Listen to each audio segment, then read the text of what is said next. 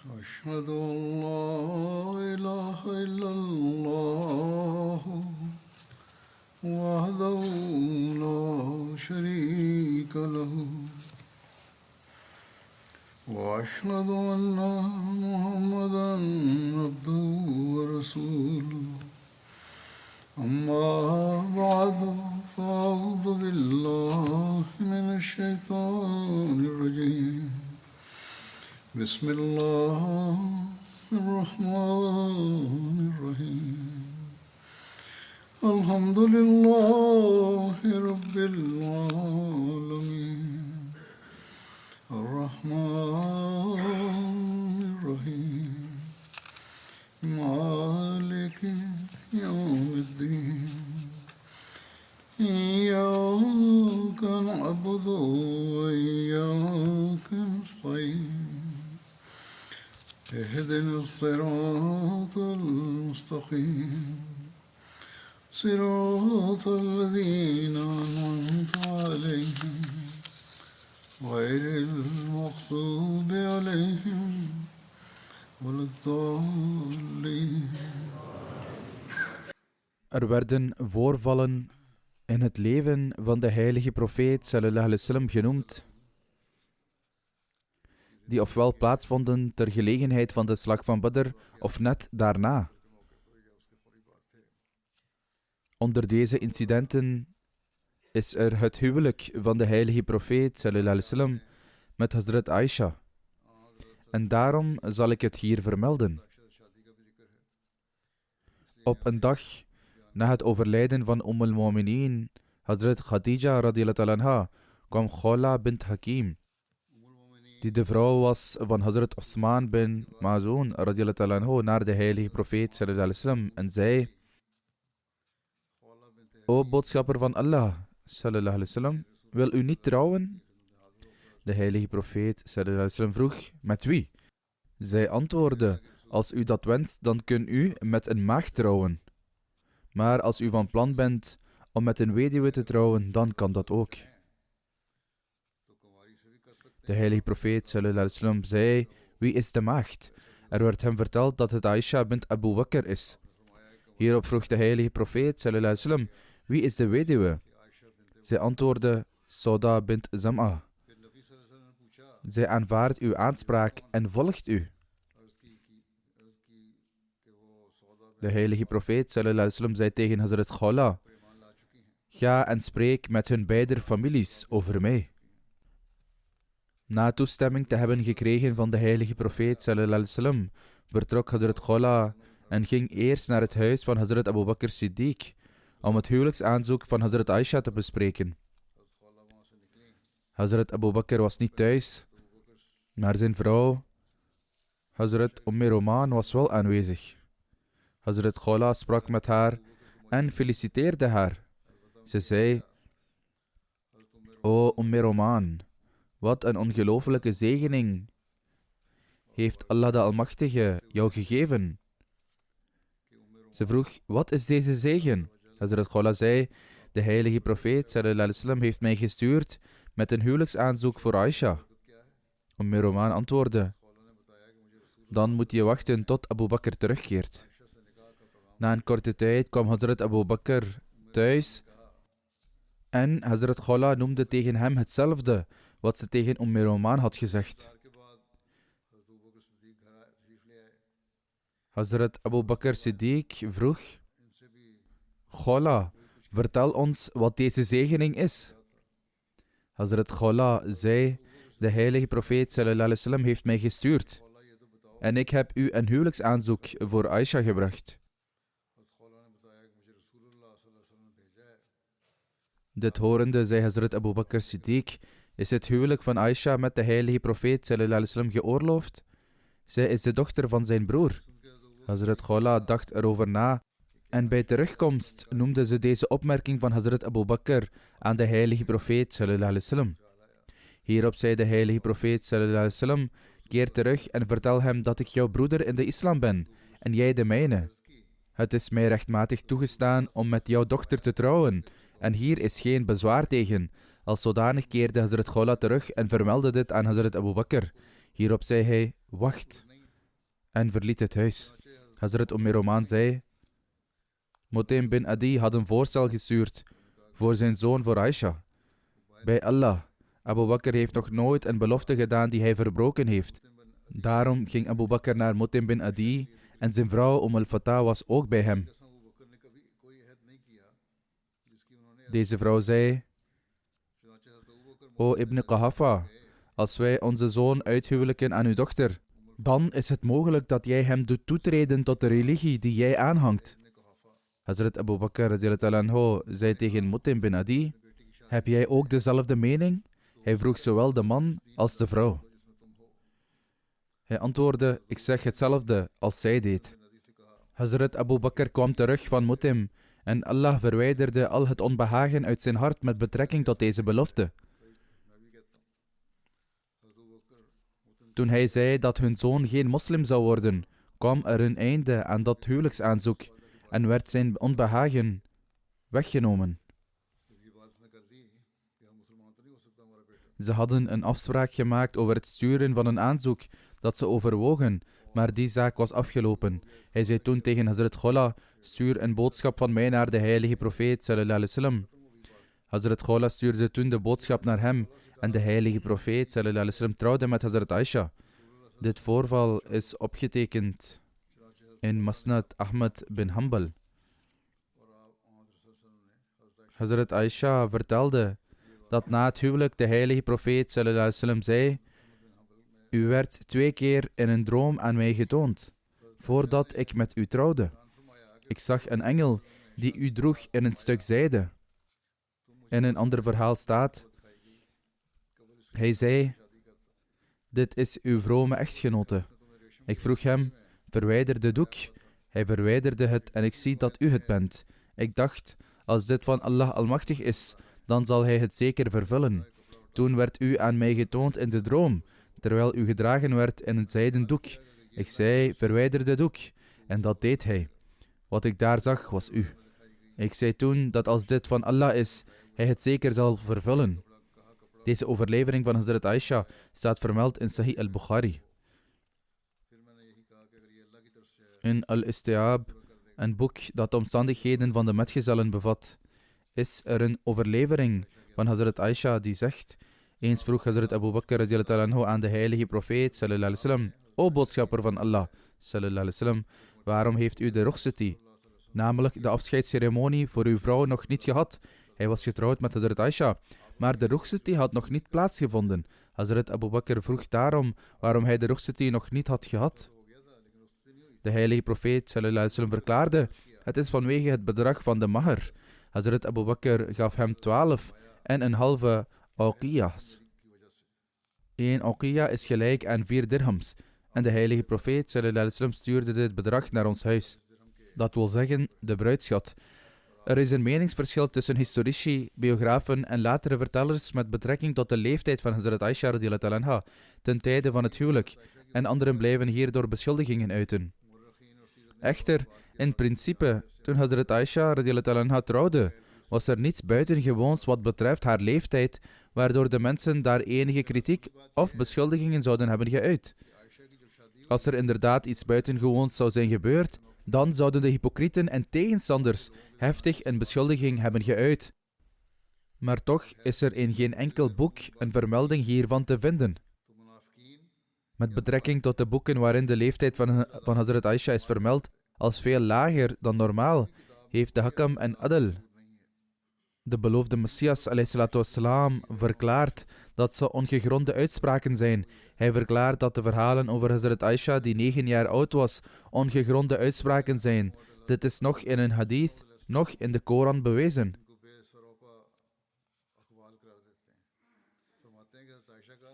Hazrat Mirza Bashir Ahmed Sahib radiyallahu anhu heeft de volgende details geschreven met betrekking tot de rukhsati van Hazrat Aisha radiyallahu anha. Na het overlijden van Hazrat Khadija radiyallahu anha werd de heilige profeet sallallahu alaihi wasallam in een huwelijksband verbonden met Aisha Siddiqa radiyallahu anha. Dit was in 10 Nabawi tijdens de maand Shawwal. Op dat moment was Hazrat Aisha 7 jaar oud. Echter, Zelfs in die tijd lijkt het erop dat haar groei en ontwikkeling opmerkelijk goed waren gegrijpt. Anders was er geen reden voor Khawla bint Hakim, die de huwelijk had voorgesteld, om haar te beschouwen als een geschikte partij voor de heilige profeet sallallahu alaihi wasallam. In ieder geval was ze tot dan toe nog niet volgroeid en om deze reden, hoewel de nikah had plaatsgevonden, moest de rukhsati, namelijk wanneer de bruid bij de bruidegom gaat wonen, dat had nog niet plaatsgevonden en dus bleef ze volgens de plaatselijke gewoonte bij haar ouders wonen. Echter nu, in het tweede jaar van de hijra, nadat 5 jaar was verstreken sinds de aankondiging van haar huwelijk, was ze volledig volwassen geworden op de leeftijd van 12. Als zodanig was het Hazrat Abu Bakr radiyallahu anhu zelf die de heilige profeet sallallahu alaihi wasallam benaderde en verzocht om de rukhsatana te laten plaatsvinden. Hierop regelde de heilige profeet sallallahu alaihi wasallam dat de bruidschat werd betaald en in de maand Shawwal 2 Hijri nam Hazrat Aisha afscheid van het huis van haar ouders en trad binnen in het huishouden van de heilige profeet sallallahu alaihi wasallam. Dit is volgens het onderzoek van Hazrat Mirza Bashir Ahmed Sahib, maar sommige historici hebben haar leeftijd nog hoger genoemd. In die tijd verbleef de moeder van Hazrat Aisha in de buitenwijken van Medina in een plaats genaamd As-Sunn. De vrouwen van de Ansar verzamelden zich daar en versierden Hazrat Aisha voor haar rukhsatana. Vervolgens ging de heilige profeet sallallahu alaihi wasallam er zelf heen, waarna Hazrat Aisha afscheid nam van haar huis en het huishouden van de heilige profeet sallallahu alaihi wasallam binnenging. Met betrekking tot de kwaliteiten van Hazrat Aisha schrijft Hazrat Mirza Bashir Ahmed Sahib: ondanks haar jonge leeftijd was de intelligentie en het geheugen van Hazrat Aisha absoluut opmerkelijk. En onder de opvoeding en training van de heilige profeet sallallahu alaihi wasallam ontwikkelde ze zich verbazingwekkend in een hoogst buitengewoon tempo. In werkelijkheid was dit het doel van de heilige profeet sallallahu alaihi wasallam, om haar op zo'n jonge leeftijd naar zijn huis te brengen, zodat hij haar vanaf een jonge leeftijd kon opleiden volgens zijn wensen en zij de langst mogelijke gelegenheid kon krijgen om in zijn gezelschap te blijven, zodat zij geschikt gemaakt kon worden voor een gevoelige en prachtige werk dat op de vrouw van een wetgevende profeet rustte. Als zodanig slaagde de heilige profeet sallallahu alaihi wasallam in dit doel en Hazrat Aisha verleende een dergelijke dienst in de hervorming, opvoeding en training van de moslimvrouwen, die ongeëvenaard is in de geschiedenis van de wereld. Een zeer groot en significant deel van de ahadith van de heilige profeet sallallahu alaihi wasallam zijn gebaseerd op de vertellingen van Hazrat Aisha. Het aantal van haar overleveringen alleen al bedraagt maar liefst 2210.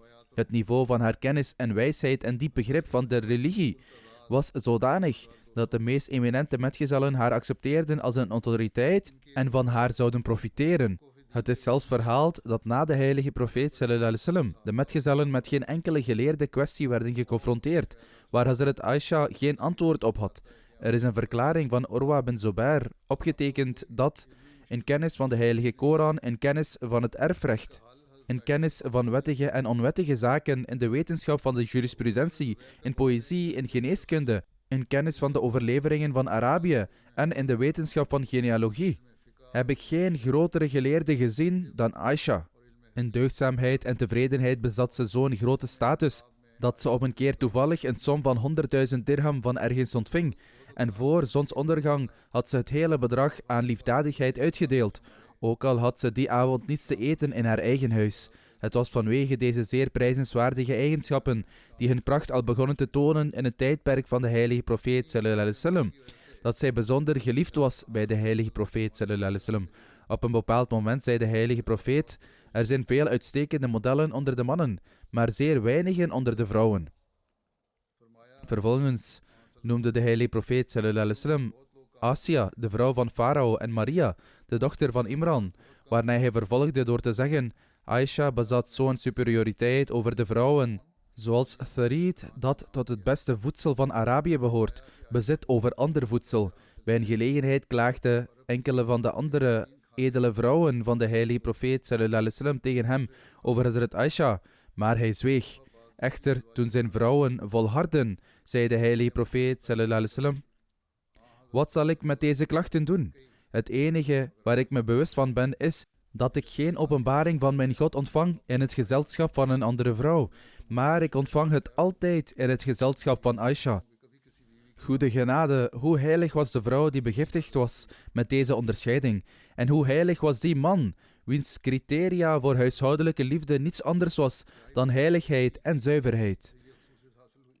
Het is ook vermeld in de hadith dat in haar laatste dagen Sauda bint Zama haar eigen beurt van gezelschap met de heilige profeet sallallahu alaihi wasallam aan Hazrat Aisha gaf. En op deze manier kreeg Hazrat Aisha een dubbele gelegenheid om te profiteren van het gezelschap van de heilige profeet sallallahu alaihi wasallam. Omdat de heilige profeet sallallahu alaihi wasallam speciaal bezorgd was over de opvoeding en training van Hazrat Aisha en omdat zij het waard was om speciale aandacht te krijgen vanwege haar leeftijd en eigenschappen, accepteerde de heilige profeet sallallahu alaihi wasallam dit voorstel van Sauda. Desondanks bleef de heilige profeet sallallahu alaihi wasallam zelfs hierna Hazrat Sauda regelmatig bezoeken en net als zijn andere vrouwen zou hij genegenheid voor haar tonen en voor haar comfort zorgen. Er is een verschil van mening met betrekking tot de geletterdheid van Hazrat Aisha. Het is echter vastgesteld door een verhaal in Bukhari dat ze in het bezit was van een geschreven manuscript van de heilige Koran, waaruit ze persoonlijk verschillende versen dicteerde aan een moslim uit Irak, wat op zijn minst bewijst dat ze kon lezen. Het is zeer waarschijnlijk dat ze na haar Rukhsatana leerde schrijven, hoewel verschillende historici hebben verklaard dat ze niet kon schrijven. Na het overlijden van de heilige profeet sallallahu alaihi wasallam leefde Hazrat Aisha ongeveer 48 jaar en ontmoette haar geliefde schepper in 58 na Hijra tijdens de maand Ramadan. Op dat moment was ze ongeveer 68 jaar oud.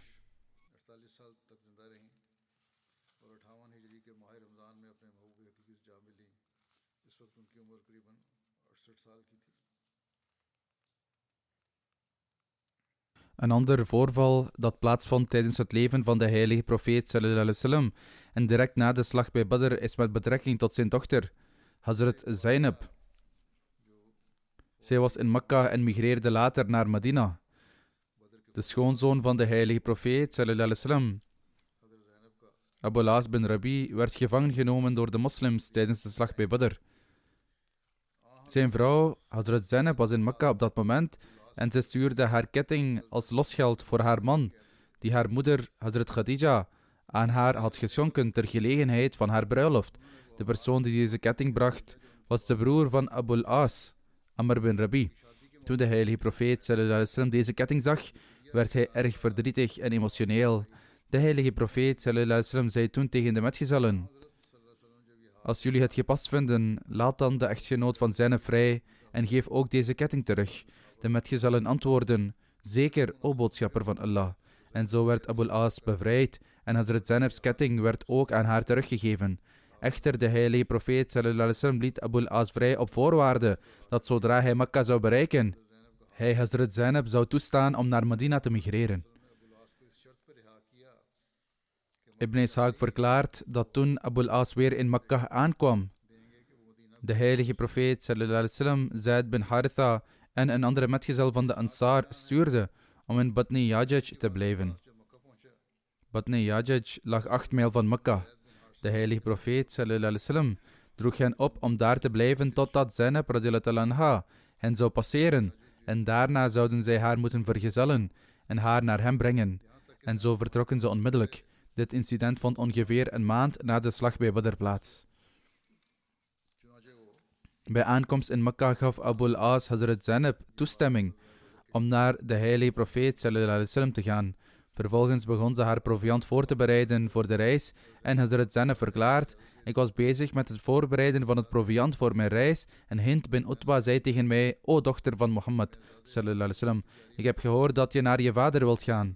Ik maakte echter een smoes om het gesprek ergens anders heen te leiden. Maar toen ze dit hoorde, zei ze: o bint Am, gedraag je niet op deze manier. Als je iets nodig hebt om je reis te vergemakkelijken, of iets nodig hebt om je vader te bereiken, dan heb ik alles wat je nodig hebt.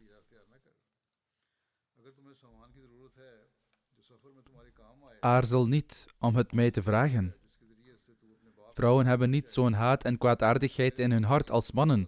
Hazrat Zainab vertelt: ik geloof dat ze dit zei uit haar oprechtheid, maar ik was bang voor haar en dus kwam ik met een excuus. Ibn Ishaq verklaart dat Hazrat Zainab de voorbereidingen trof voor de reis En toen ze klaar was met haar voorbereidingen, stelde de broer van Abul As, Kinana bin Rabi, haar een rijder voor. En hij nam vervolgens zijn boog en pijlkoker en vertrok met Hazrat Zainab, terwijl het nog dag was. En Hazrat Zainab in een draagstoel zat. Toen de Quraysh dit hoorden, gingen ze op zoek naar haar en vonden haar in Dhitawa. Dhitawa is een beroemde vallei in Mekka, ongeveer een halve mijl verwijderd van Masjid Haram.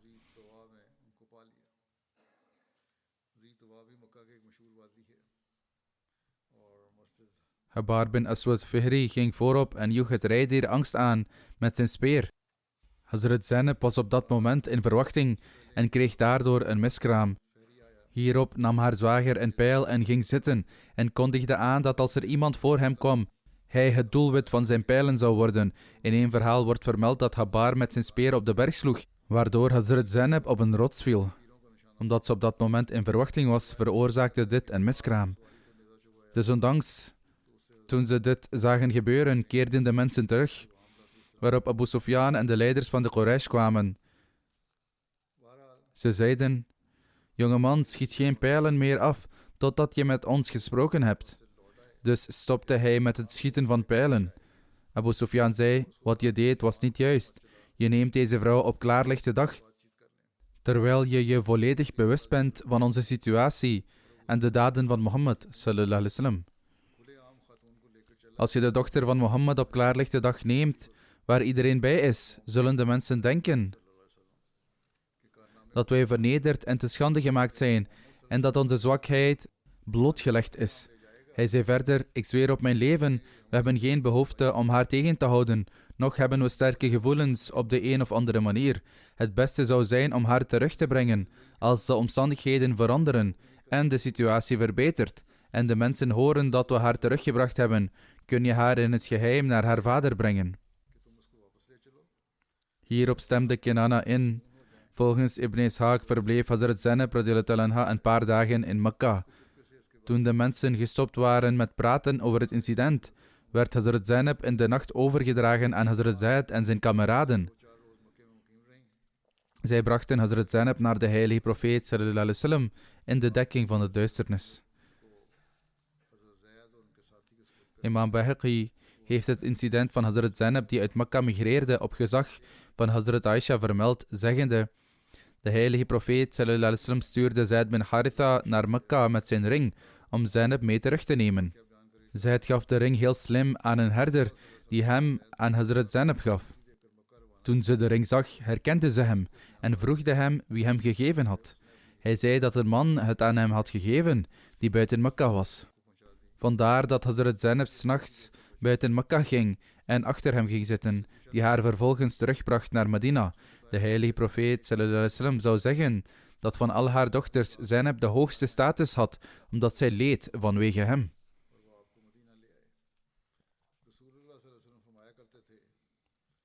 Hazrat Mirza Bashir Ahmed Sahib heeft details van dit incident als volgt beschreven in Het leven en karakter van het zegel der profeten. In plaats van een geldelijk losgeld stelde de heilige profeet sallallahu alaihi wasallam de voorwaarde aan Abul As dat wanneer hij terugkeerde naar Mekka, hij Zainab naar Medina zou sturen. Op deze manier werd een gelovige ziel bevrijd uit een huis van ongeloof. Na verloop van tijd werd Abul As ook moslim en migreerde naar Medina. En op deze manier werden man en vrouw weer herenigd. Over de migratie van Hazrat Zainab wordt verteld dat toen zij uit Mekka vertrok om naar Medina te komen, een paar mensen van de Quraysh van Mekka probeerden haar met geweld terug te halen. Toen ze weigerde, viel een ellendige man genaamd Habar bin Aswad haar zeer barbaars aan met een speer. Het trauma en de schok van de aanval resulteerden in een miskraam.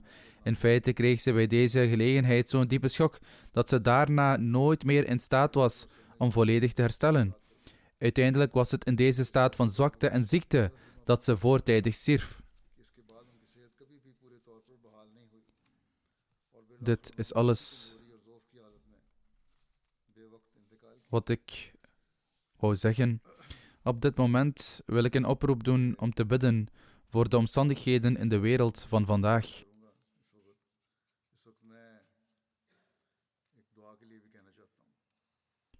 De afgelopen dagen is de oorlog tussen Hamas en Israël aan de gang, waardoor burgers aan beide kanten, waaronder vrouwen, kinderen en ouderen, zonder onderscheid worden gedood of zijn ze al gedood. Zelfs in tijden van oorlog staat de islam het doden van vrouwen, kinderen of iemand die op geen enkele manier aan de oorlog deelneemt niet toe.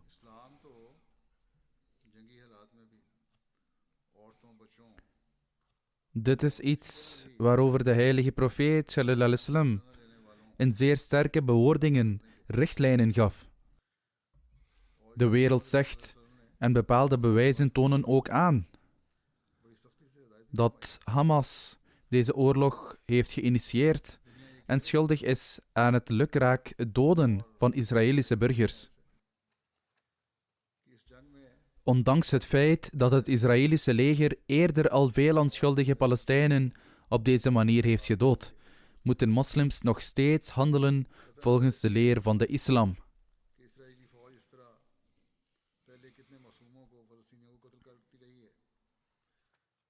Israël is verantwoordelijk voor wat zijn leger heeft gedaan en er zijn veel verschillende manieren om tot een oplossing te komen. Als een oorlog gerechtvaardigd is, dan kan deze worden uitgevochten tussen legers, niet met vrouwen, kinderen en onschuldigen. Op deze manier waren de acties van Hamas verkeerd.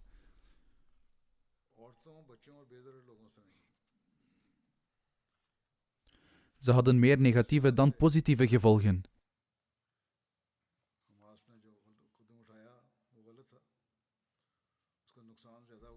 De gevolgen van alles wat er gebeurd is en de oorlog hadden beperkt moeten blijven tot Hamas.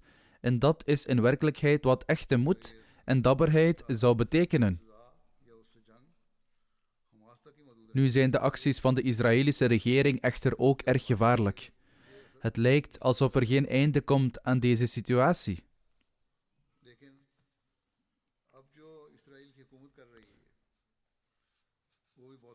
De ontelbare onschuldige levens van vrouwen en kinderen die verloren zullen gaan, zijn niet te bevatten.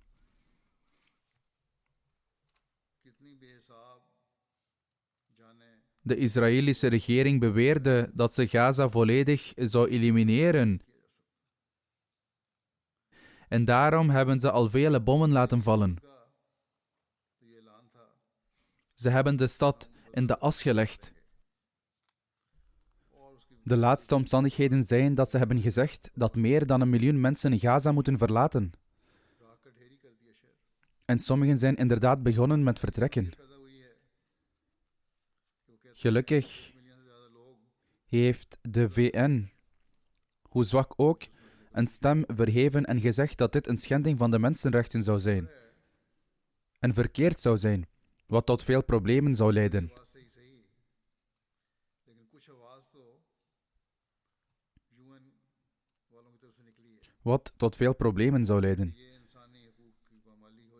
Israël zou dit bevel dan ook moeten heroverwegen. In plaats van met klem te zeggen dat dit verkeerd is, doet de VN slechts een verzoek. In elk geval hebben de onschuldigen die niet deelnemen aan de oorlog helemaal geen schuld. Als de wereld Israëlische vrouwen, kinderen en gewone burgers als onschuldig beschouwt, dan zijn de Palestijnen net zo onschuldig.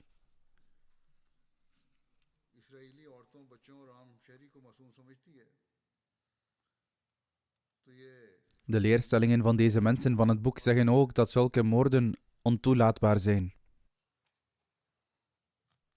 Als er beweerd wordt dat de moslims fout zaten, dan moeten deze mensen ook over hun eigen gedrag nadenken. In elk geval moeten we veel bidden. De Palestijnse ambassadeur in het Verenigd Koninkrijk gaf hier een televisie-interview, misschien aan de BBC. En in antwoord op een vraag zei hij dat Hamas een militante groep is. Geen regering. En dat Hamas geen banden heeft met de Palestijnse regering. Tegelijkertijd stelde hij de vraag, en terecht, dat als er echte gerechtigheid zou zijn, zulke dingen niet zouden gebeuren. Als grote machten niet met 2 maten zouden meten, dan zou er nooit zoveel onrust en oorlog in de wereld kunnen zijn.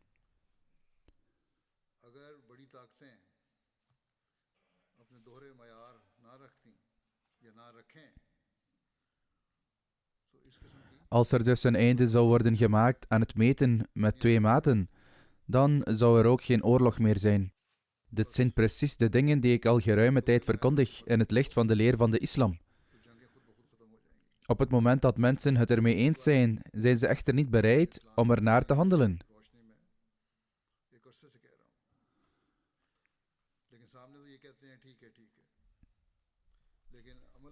Nu hebben alle grote mogendheden of westerse mogendheden het recht opzij gezet en nemen ze samen harde maatregelen tegen de Palestijnen. En er wordt gesproken over legers die vanuit alle richtingen worden gestuurd.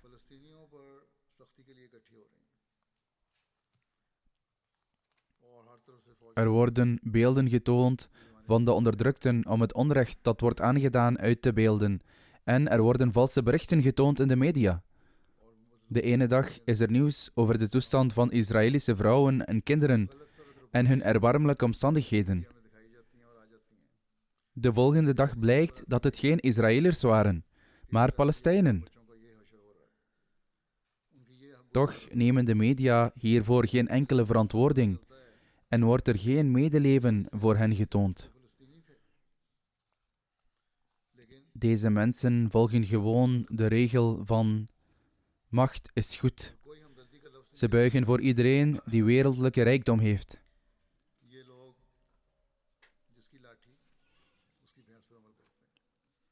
Bij analyse lijkt het erop dat de grootmachten het vuur van de oorlog eerder aanwakkeren dan doven.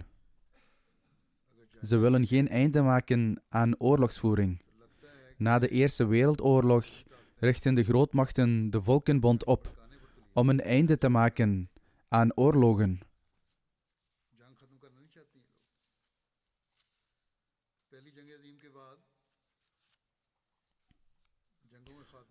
De Volkenbond faalde echter omdat hij niet voldeed aan de eisen van rechtvaardigheid en omdat hij zijn eigen dominantie wilde behouden.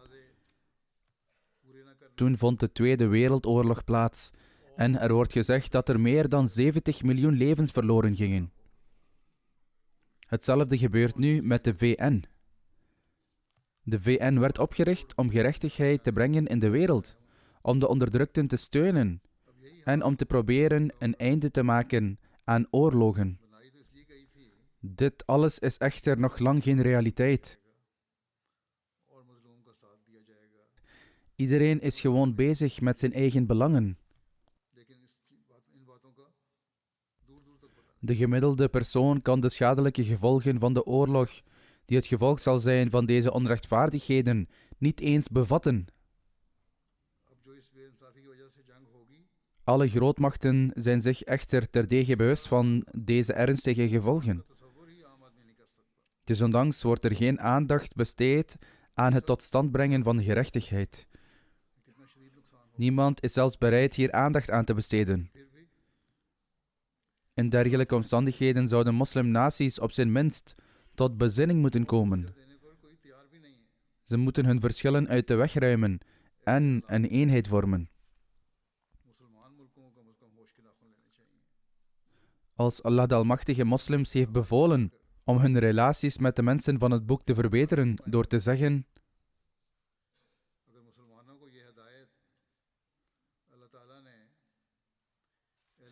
komt tot een woord dat gelijk is tussen ons en jullie. En dit verwijst naar het geloof in God.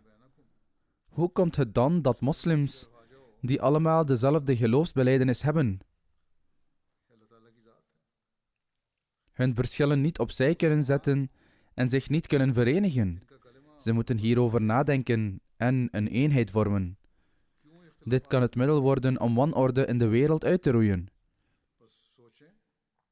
Ze moeten zich verenigen en een klinkende stem verheffen voor het vervullen van de vereisten van rechtvaardigheid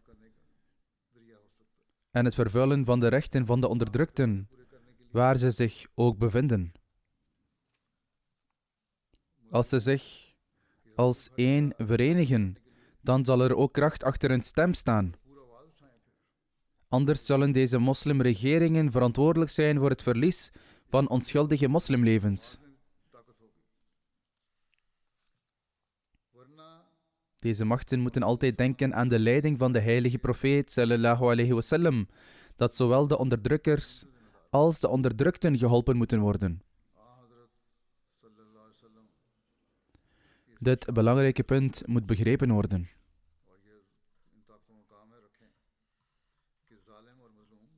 Mogen Allah de Almachtige moslimregeringen verstand en begrip schenken en hen in staat stellen zich te verenigen en rechtvaardigheid te vestigen. Mogen Hij de wereldmachten verstand en begrip schenken, zodat zij in plaats van de wereld naar de ondergang te leiden, de wereld proberen te redden van de ondergang. Mogen hun doel niet zijn om hun ego's te bevredigen. Ze moeten altijd onthouden dat wanneer vernietiging komt, hun eigen machten niet veilig zullen zijn. Hoe dan ook, alles wat we hebben is het wapen van het gebed, dat elke Ahmadi nu meer dan ooit zou moeten gebruiken. Sommige Ahmadi-huishoudens in Gaza werden verwoest. Mogen Allah de Almachtige hen beschermen. Mogen Hij alle onschuldigen en onderdrukten beschermen, waar ze zich ook bevinden. Mogen Allah de Almachtige begrip schenken aan Hamas, zodat ze niet verantwoordelijk worden voor de wreedheden die hun eigen mensen worden aangedaan. Nog mogen ze onrechtvaardigheden begaan tegen wie dan ook. Als ze gedwongen worden om te vechten, dan moeten ze dat doen volgens de geboden van de islam. Vijandschap voor een ander volk mag ons er niet van weerhouden om rechtvaardigheid te handelen. Dit is het gebod van Allah de Almachtige. Mogen Allah de Almachtige de grootmachten in staat stellen om rechtvaardigheid te brengen aan beide kanten en zo vrede te stichten. Het mag niet zo zijn dat ze naar één kant neigen en zich zo de rechten van de andere kant toe-eigenen. Mogen zij geen onrecht en wreedheden begaan.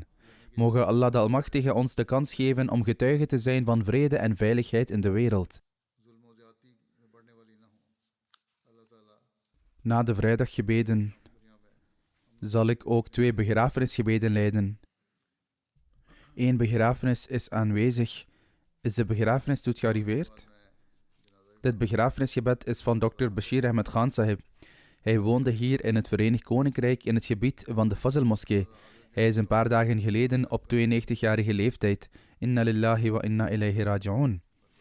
Hij was de kleinzoon van Hazrat Mir Ahmed Sahib radiyallahu anhu en de schoonzoon van de voormalige Amir Jamaat van de Sarhat-regio, Hazrat Qazi Muhammad Yusuf Sahib radiyallahu anhu, die beiden metgezellen waren van de beloofde Messias sallallahu alaihi wasallam. Hij was de zoon van Mahmoud Khawas Sahib van Peshawar. De overledene verrichtte regelmatig gebeden en vasten en was zeer toegewijd aan Khilafat. Hij zorgde voor de behoeftigen en was een oprecht vroom persoon. In het kader van de Nusrat Jahan-regeling wijdde hij zijn leven en ging ook werken in het Ahmadiyya ziekenhuis in Techiman, Ghana, waar hij de gelegenheid had om daar enige tijd te dienen. Na zijn terugkeer uit Ghana had hij de gelegenheid om medische kampen op te zetten in dorpen in de buurt van Islamabad, Pakistan, samen met andere Ahmadi-artsen. Gedurende de tijd van Hazrat Khalifatul Masih IV, rahmullah ta'ala, na zijn verhuizing naar het Verenigd Koninkrijk, verrichtte hij ook ijverig de taak van het voorbereiden van de vertaling en samenvatting van de vrijdagpreken. Hij had een grote liefde voor de Heilige Koran, hij bestudeerde en overpeinsde regelmatig de Heilige Koran en hij leerde ook de vertaling ervan aan zijn kinderen. Als kind, in de tijd van Hazrat Muslih Maud radiyallahu anhu, had hij de mogelijkheid om voor een lange tijd in Qadian te verblijven. Hij had veel van de toespraken van Hazrat Muslih Maud radiyallahu anhu onthouden. Op dezelfde manier had hij ook vele uittreksels en gedichten van de beloofde Messias al-Islam in zijn geheugen gegrift. Hij was een Musi. Hij wordt overleefd door zijn vrouw, zoon en 6 dochters. Zijn schoonzoon, Dr. Musallam Adrubi Sahib, zegt: hij was regelmatig in het aanbieden van de tahajjud-gebeden.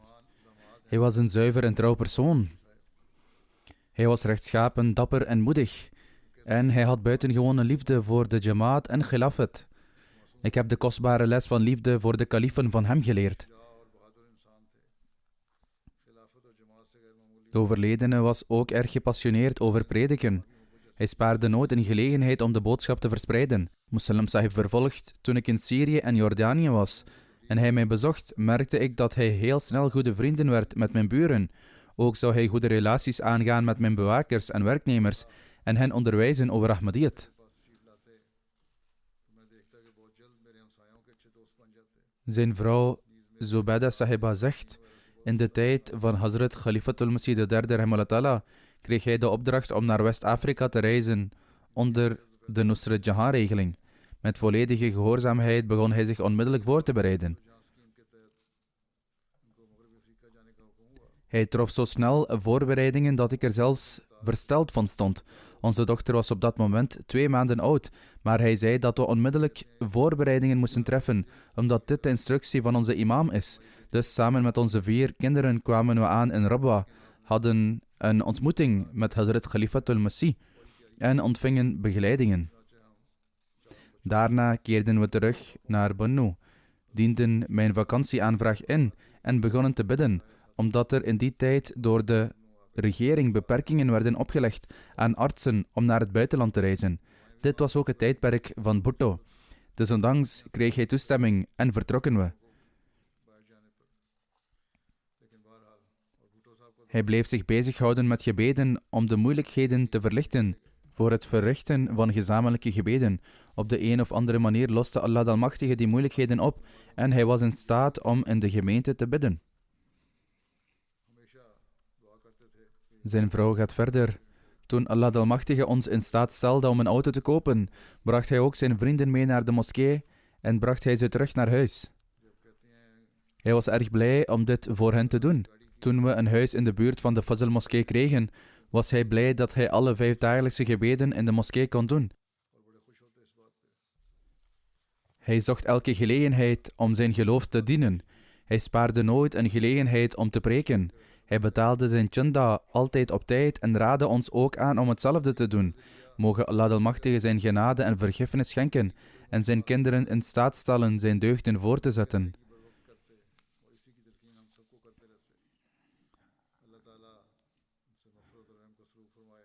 Het andere begrafenisgebed bij verstek is dat van Wasima Begum Sahiba, de vrouw van Dr. Shafiq Segal Sahib. Shafiq Segal Sahib was de voormalige emir-jamaat van de Multan-regio. Hij diende als naib wakil tasnif. Ze overleed op 89-jarige leeftijd. Inna lillahi wa inna ilayhi raji'un. Ze was een musia. Ze wordt overleefd door haar man en 3 zonen. Haar echtgenoot, Dr. Muhammad Shafiq Segal Sahib, schrijft: mijn vrouw was de kleindochter van Hazrat Sheikh Mushtaq Ahmed Sahib, radiyallahu anhu, een metgezel van de beloofde Messias alayhi salam. Zij was de dochter van wijlen Justice Sheikh Bashir Ahmed van Lahore. Zij was ook het nichtje van Sayyida Wasim Sahiba. Ze had een band van volledige toewijding aan Khilafat en bleef altijd trouw. Haar kleinzoon Muhyiddin schrijft: mijn grootmoeder had een grote opofferingsgezindheid. Ze las vaak de Rohani Khazain. Hij zegt verder: omdat mijn grootvader een toegewijde van het leven is, vroeg ik mijn grootmoeder eens of zij ook een toegewijde van het leven was. Ze antwoordde door te zeggen dat de kalifen hebben gezegd dat de vrouwen van leven toegewijden ook leven toegewijden zijn. Aisha, haar schoondochter, die ook haar nicht is, zegt: mijn tante was erg vriendelijk en geliefd bij iedereen. In de belofte voor de Lajna beloven vrouwen hun leven, rijkdom, tijd en kinderen op te offeren.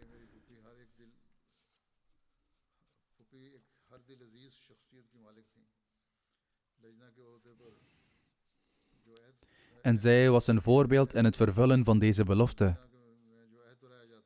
Ze zegt verder: na mijn huwelijk gaf ze me goede morele begeleiding bij veel zaken. Ze leerde me ook de woord-voor-woord vertaling van de heilige Koran. Zakia, haar schoondochter en nichtje, zegt vervolgens: mijn tante hielp de armen en was een voorbeeldige vrouw. Ze hield van iedereen. Ze was nooit tegen iets wat haar man zei. Ze was een grote weldoener die altijd bereid was om mensen te helpen. Haar zus Naima Jamil Sahiba zegt: ze was net zo aardig als mijn moeder. Ik was weduwe op 50-jarige leeftijd, maar Allah de Almachtige stuurde haar naar mij in de vorm van een engel. Ze hielp me altijd in alles en begeleidde me. Ze zegt verder: ze was vroom in haar aanbidding, maar ze besteedde ook veel aandacht aan het vervullen van de rechten van de mensheid. Ze nam de verantwoordelijkheid op zich om ervoor te zorgen dat veel meisjes trouwden. Ze beschouwde zelfs een arme dorpeling nooit als ondergeschikt aan zichzelf. Ze deed altijd haar uiterste best om werknemers in nood financieel te ondersteunen. Moge Allah de Almachtige haar zijn barmhartigheid en vergiffenis schenken. Moge hij haar kinderen in staat stellen haar deugden voor te zetten.